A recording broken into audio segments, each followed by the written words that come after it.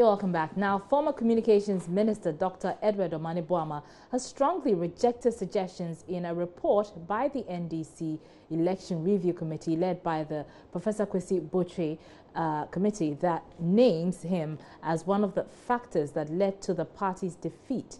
Internal sabotage, lack of well-crafted message, diversion of party finances, and the complete and utter disrespect and neglect of the media. Those are some of the eye-popping revelations in the report, one of the best guarded secrets of the main opposition, National Democratic Congress.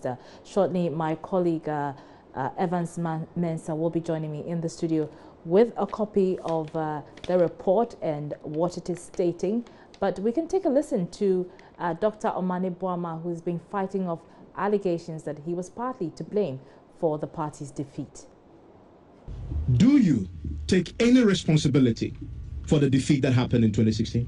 Like a great team player, if you go into a football match, even when Barcelona had Neymar, Messi, and Suarez, there were times that they lost matches. In that spirit, no man capable of thought will walk away and say, as for him, he should be absolved of it. What we are discussing is not that aspect of taking responsibility. What we are discussing is the specific lies, untruths that have been peddled over a period, some calculated by journalists, and it is not very few, one or two, some calculated by politicians. Politicians within your own party? You can look at it from several angles. That is what is an issue. And my position is that, thank God, this is not the report that the NDC authored, because the NDC has not made claim to this. And thank God the NDC is doing what is necessary to put the party on a strong and sound footing for the party to be able to wrestle power in 2020. 2020.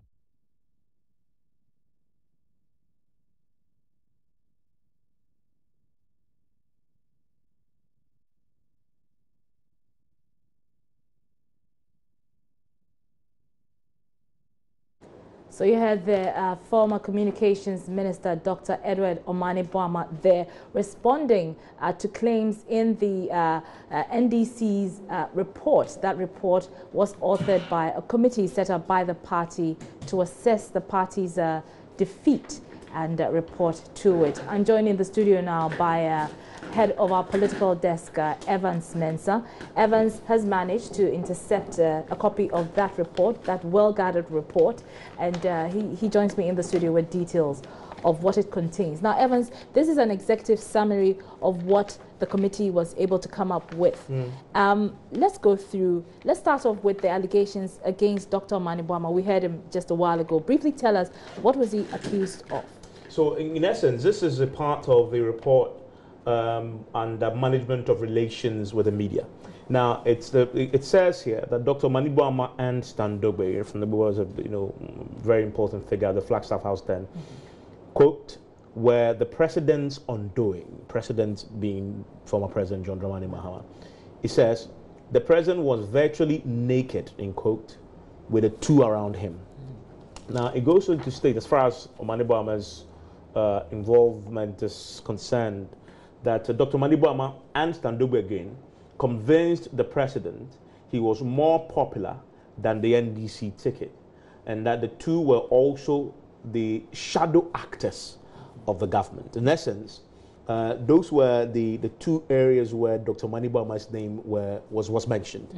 And as you heard, he's come out fighting that some of the accusations made in the report aren't true. In fact, all the accusations he said made in the report aren't true.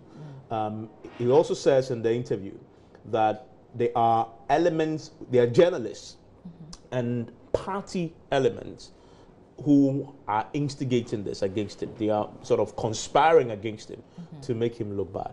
I see. That's interesting. So that comes under the heading media relations or media management. But there are other aspects of the report as well. Very interesting aspects of the report. And if we stay with some of the media relations with the media, there's talk of the fact that there was the John Mahama administration then purchased 200 vehicles for distribution to members of the press corps and others.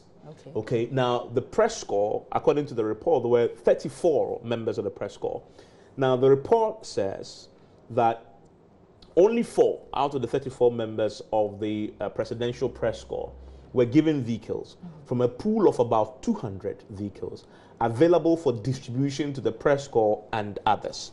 So that is an interesting revelation. If this, in fact, is true, that and it was simply highlighting how the NDC lost the media going into the elections. And this was one of the reasons that was cited. Again, it says that under ill treatment of the media, it says that Presidential Press Corps was told by Stan Dogbe that they were not part of the system, in quote, and that they were privileged to be part of the Presidential Press Corps. That's interesting. Again, it says that quarterly stipend meant for the press corps was not disclosed until August 30th, 2016, which, according to the people they spoke to, came very, very late. Now, there's also the claim here that, and remember, this played out in the media because we know that for sure, that Stan Dogbe smashed the pressman's recorder on one occasion, and the allegation is that he also slapped another. I remember that became a big issue locally. But I'm pretty sure that's part of this that had come up in the media that had become such an issue. That again, they also claimed that the president's inner circle were so intolerant that that when you criticize the president, you are condemned. Okay. That again, that's another thing that they capture here. And then they also that the president ignored the accuse strategy. Okay, they met an accuse, developed a strategy to win elections. They claim that the president ignored the accuse strategy.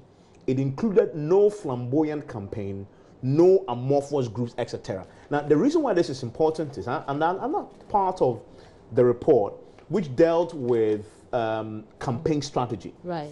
It points out that the Professor Kwesi Botwe committee was told that the national campaign failed to take account of some key recommendations by the party contained in a report prepared by the party campaign strategy team.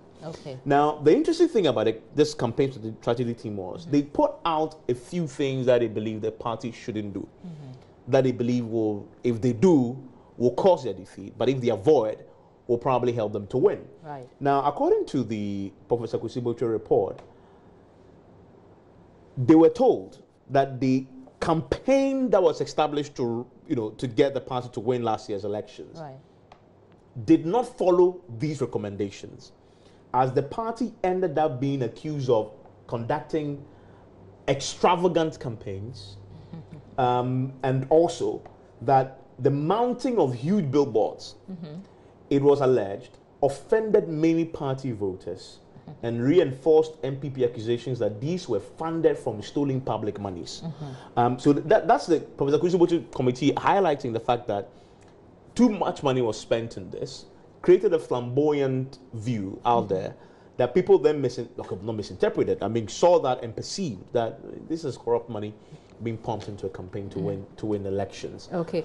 Evans, now this is a much anticipated report. People are looking forward to the details of this report. As you said earlier yourself, this has been well guarded, but what can we expect in the coming days? So there are more interesting aspects of this that you have to definitely serialize, because you cannot treat, even here on this particular platform, I haven't exhausted everything we've already been put out on radio. It tells you, for example, the campaign financing, allegations of monies being diverted. We're going to be touching on that, and the details talks about on election day, issues surrounding transport, logistics, feeding, what happened to the monies that were devoted to it. The report highlights that in detail. Money for transportation, monies that were cut, monies that they couldn't account for, but was made available. Security, state security, party security, what happened? The infamous suggestion that the party failed to collect its own results. It came up quite strongly that the party failed. We'll talk about that. And I'm sure you remember when they also raised the point that John Mahama run a celebrity style a campaign. That is also something that we are going to be talking about in detail once we go into some of the nitty-gritties. Okay, so I'm sure that a lot of our viewers will be looking forward to those details. Thank you very much. Evan Spencer is head of our politics desk here at Joy News. I'm Arba Kumsi.